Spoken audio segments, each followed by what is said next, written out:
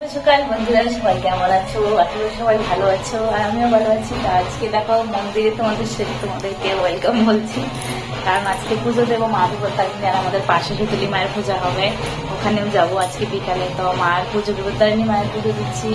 মানে আমার মার সুগার ধরা পড়েছিল, তখন মানত করেছিলাম মনে মনে যে মায়ের যেন সুগার টুগার না হয়, ভালো করে টেস্ট করলাম পরে আর কি, তাহলে মাকে একটা পান দিয়ে মায়ের পুজো দেবো। তো আজকে মার সুগার টুগার ছিল না, টেস্ট করার পরে তাই মাকে একটু পুজো দেবো, আমার মাকে মানে সুস্থ রাখার জন্য মাকে পুজো দেবো। তো চলো এখন রেডি করি সবকিছু। বাজারে গিয়েছিলাম, ওর থেকে ঠাকুরের ফল কিনে আসে, ওগুলি আর আমি মোবাইলে রেকর্ড করি নাই, অনেকটা দেরি হয়ে যাবে সেই জন্য। আর আজকে চলো আগে রেডি হয়ে পুজো করি। তো বিপত্তারিণী মায়ের পুজো দেব। তো দেখো আমার বাড়ির সামনে গোমাতা এসে দাঁড়িয়ে আছে। তো আমি অনেকবার পরীক্ষা করেছি, আমি যখন বাড়িতে কোনো পূজা করি, যে কোনো পূজাই, তো আমার বাড়ির সামনে প্রথমে গোমাতা এসে দাঁড়িয়ে থাকেন। হয়তো ভগবান আমার কাছে পরীক্ষা নেন যে পূজা তো দিচ্ছিস, তো পশু পাখিকে কেমন ভালোবাসিস, কিংবা মনে কতটুকু শ্রদ্ধা আছে, ইচ্ছা আছে পশু পাখির প্রতি। তো আমি অনেকবার দেখেছি। তো এবারও গোমাতা এসে দাঁড়িয়ে আছেন, তো ভাবলাম আগে মাকেই পুজো দিই। তো তরমুজ অর্ধেকটা কেটে নিয়ে আসলাম, আয়না মাকে সেবা করাচ্ছি। দেখো মাও সেবা করছে। যদি ভুল ত্রুটি হয় মা সেবা করে নিও, গ্রহণ করে নিও। সে ভুল ত্রুটি হলে ক্ষমা করে দিও। তো এভাবেই সবসময় পাশে থেকো, সাথে থেকো, আশীর্বাদ রেখো। তোমরাও ভালো থেকো, আমাদেরকেও ভালো রেখো। তো এইদিকে দেখো এখন চলে এসেছি ঠাকুর ঘরে। ঠাকুর পূজা ফসল সব মোছামুছি হয়ে গেছে, এখন রেডি করছি ঘরটা সাজাতে হবে। তো ঘরের মধ্যে আমার এমনিতেই আম পাতা আছে পিতলের, তবে আজকে একটু মানতের পুজো, সেই জন্য আমি অম্রপল্লবটা হচ্ছে মেন, তাই না, গাছের পাতাটা যেটা, এটা হচ্ছে অরিজিনাল। তো আমার যখন গাছ আছে, গাছের থেকে অম্রপল্লব নিয়ে আসলাম, আয়না ঘরটা সুন্দর করে সাজিয়ে দিচ্ছি। তো দেখো এদিকে সব কিছু রেডি হয়ে গেছে, ফলমূল সব কাটাকাটি হয়ে গেছে। এখন আমি ঘট বসিয়ে দেবো মায়ের। একটু দেরি হয়ে গেছে, তবে 12টার আগে দিতে হয়। তো 12টার আগে আমি দিতে পারলাম না, কারণ একাই বাজারে যেতে হয়, সব কিছু একাই করতে হয়, সেই জন্য।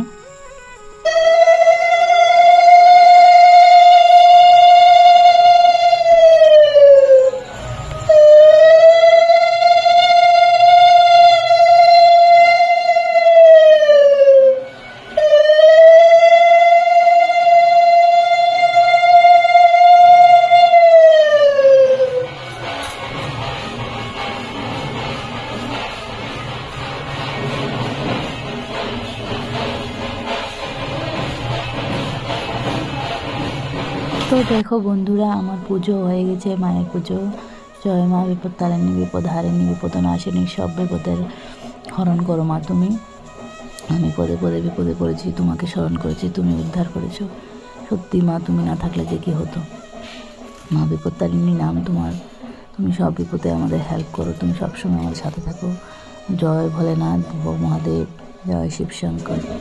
আমার এখানে আমাদের 6জন ঠাকুর আছেন, রাধা কৃষ্ণ, বলরাম ঠাকুর, মা লক্ষ্মী, মা বিপত্তারিণী আর ভোলেনাথ।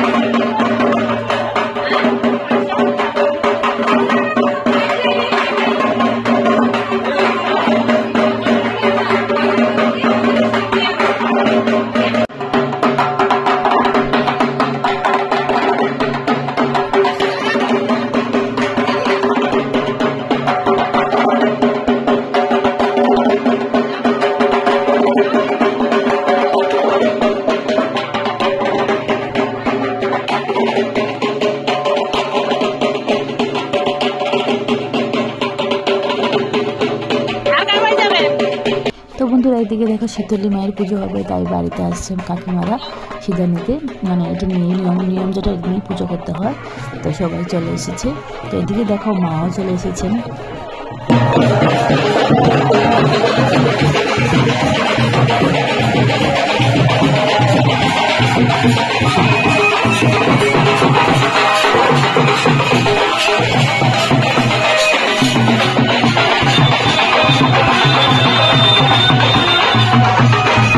এবার আমরা চলে এসেছি মা শীতলীর পুজোতে।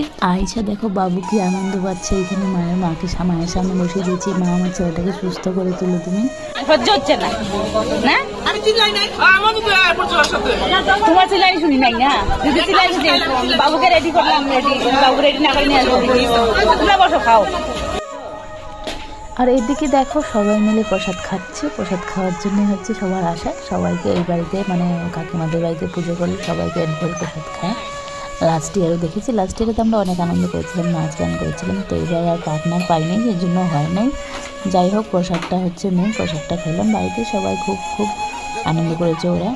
আর আমি প্রথমে আসছিলাম আয়সা ধূপকাঠি ক্যান্ডেল মানে ঠাকুরকে মাকে জ্বালিয়ে দিয়ে গেছিলাম সন্ধ্যার সময়। তারপর এখন আবার আসলাম পায়েলের সাথে। তো এখন প্রসাদ খেয়ে চলে যাব। তো আজকে ভিডিওটা কেমন লাগবে তোমরা কমেন্টে অবশ্যই বলবে।